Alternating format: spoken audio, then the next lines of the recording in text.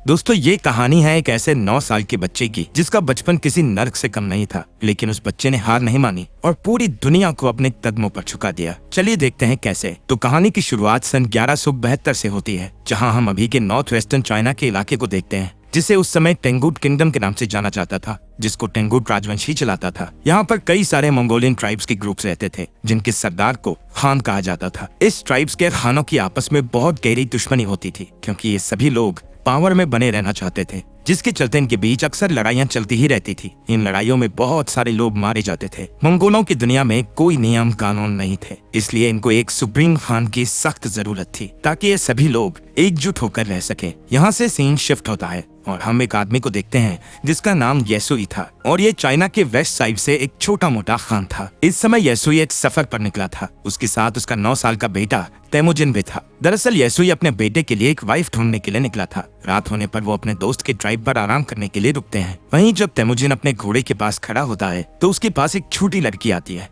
जिसका नाम बोटे था। वो उससे उसका नाम पूछती है और कहती है कि तुम यहाँ क्यों आए हो, जिस पर तेमुजिन उसे अपना नाम बताकर कहता है कि वो अपने फादर के साथ उसके लिए एक वाइफ ढूंढने के लिए आया है। तभी बोटे उससे कहती है कि तुम्हें मुझसे ही शादी करनी चाहिए। इतना कहते हुए वो वहाँ से चली जाती है। रात में जब तेमुजिन अपने फादर के पास बैठा होता है तो उसके फादर उसे कहते हैं कि मुझे तुम्हारे लिए एक ऐसी वाइफ चाहिए जो सबसे ताकतवर समुदाय से हो। तभी तेमुजिन अपने फादर से कहता है कि मैं खुद ही अपने लिए लड़की चूज करूंगा। तेमुजिन की जिद के बाद उसके फादर उसे अपने दोस्त की ट्राइब से किसी एक लड़की को चुनने की इजाजत दे देते हैं। अब सुबह होते ही तेमुजिन के फादर उस ट्राइब की सभी लड़कियों को लाइन में खड़ा करके उनके पैरों को गौर से देखते हैं, क्योंकि उनका मानना था कि एक स्ट्रॉन्ग लेग्स वाली लड़की ही अपने पति को खुश रख पाती है। इसके बाद तेमुजिन एक एक लड़की को देखता जाता है और लास्ट में वो बोटे को अपनी पत्नी चुनता है और उन दोनों की शादी हो जाती है। लेकिन शादी होने के बाद भी वो दोनों आने वाले 5 साल तक एक साथ नहीं रह सकते थे, क्योंकि ये उनकी ट्राइब्स का नियम था। अब तेमुजिन और उसके फादर का यहाँ से जाने का समय हो जाता है, लेकिन जाने से पहले तेमुजिन बोटे को एक नेकलेस गिफ्ट करता हुआ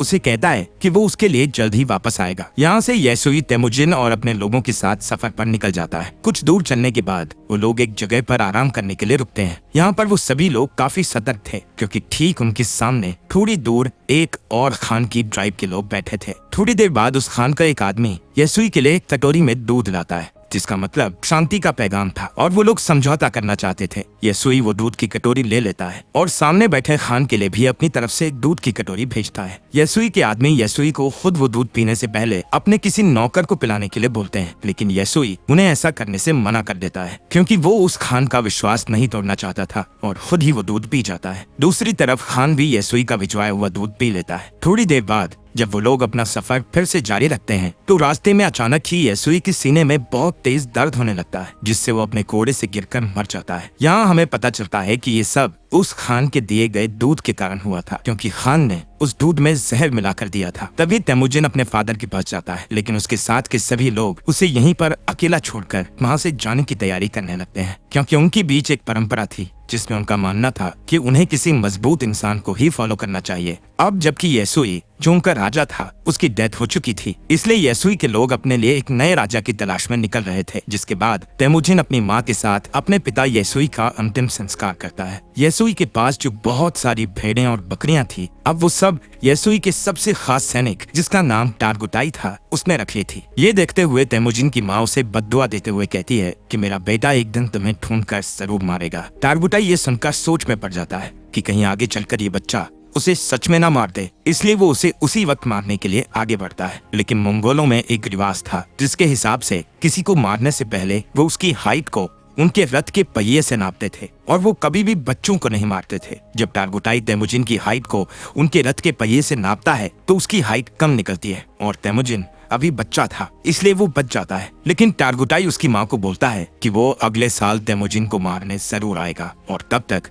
उसकी हाइट और उम्र भी बढ़ चुकी होगी। कुछ महीनों बाद जब सर्दी आ जाती है तो तेमुजिन के पास छुपने के लिए कोई भी जगह नहीं थी। तभी उसे अपने फादर की बात याद आती है कि उन्होंने कहा था कि गॉड टेंगरी उनकी बुरे वक्त में मदद जरूर करेंगे। इसीलिए वो सीक्रेट माउंटेन की तरफ जाने लगता है, लेकिन रास्ते में अचानक उसका पैर बर्फ से जमी झील पर टिक जाता है और वो उस झील के अंदर ठंडे पानी में गिरकर डूबने लगता है। वो डूबकर मरने ही वाला था, लेकिन तभी वहाँ उसकी ही उम्र का एक लड़का जिसका नाम जमुखा था उसे झील से बाहर लाकर उसकी जान बचा लेता है। यहाँ पर जमोखा और उसका बड़ा भाई तेमुजिन को अपने साथ घर ले जाते हैं और उसे खाना खिलाते हैं। तेमुजिन उसकी जान बचाने के लिए उनका शुक्रिया अदा करता है। इसके बाद जमोखा और उसका भाई अपने अपने हाथ पर कट लगाकर अपना खून दूध में मिलाकर तेमुजिन को वो दूध पीने को कहते हैं। तेमुजिन वो दूध पी जाता है और अब वो 2 नहीं बल्कि 3 भाई बन गए थे। उन्होंने तेमुजिन को अपना भाई बना लिया था। अगली सुबह टारगुटाई अपने लोगों के साथ तेमुजिन को ढूंढता हुआ यहाँ आ जाता है ताकि वो तेमुजिन को जान से मार सके। टारगुटाई के लोग तेमुजिन को पकड़कर